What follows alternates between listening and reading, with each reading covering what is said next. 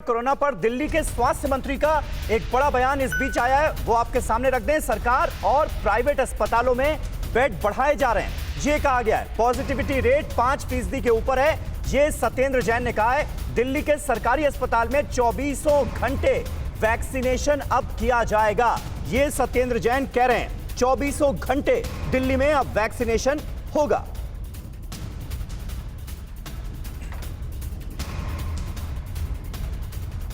और भावना किशोर हमारी एक और संवाददाता दिल्ली से ही हमारे साथ इस वक्त जुड़ रही हैं।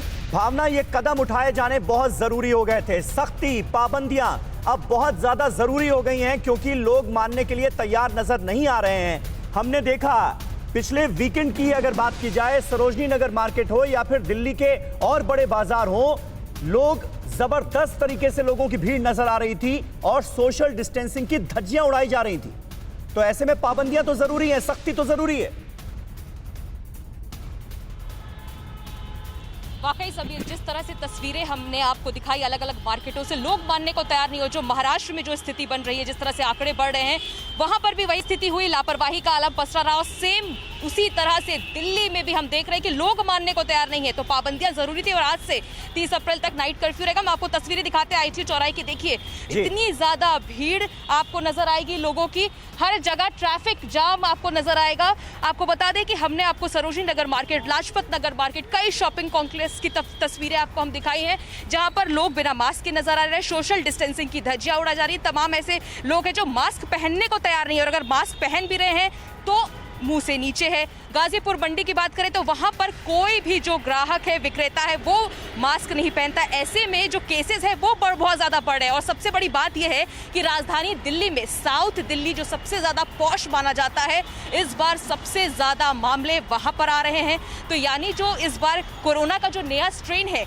वो रिहायशी इलाकों में पहुंच चुका और जो केसेस हैं उसमें लगातार बढ़ोतरी देखी जा रही है। ऐसे में ये फैसला एक बड़ा फैसला है ताकि लोग जो है कम घर से बाहर निकले।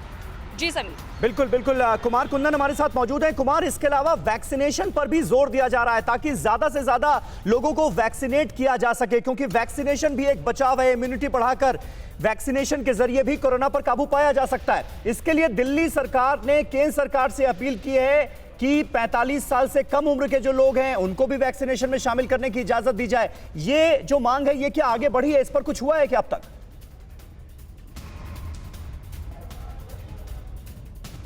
सरकार ने, केंद्र सरकार को मुख्यमंत्री अरविंद केजरीवाल ने एक पत्र लिखा था और उसमें ये कहा था कि वैक्सीनेशन ड्राइव को और स्मूथली करने के लिए जो एज बार है उसको पूरी तरीके से खत्म किया जाए। इसके अलावा जो वैक्सीनेशन सेंटर्स बनाए जा रहे हैं उसके लेके भी कई सारे गाइडलाइन है।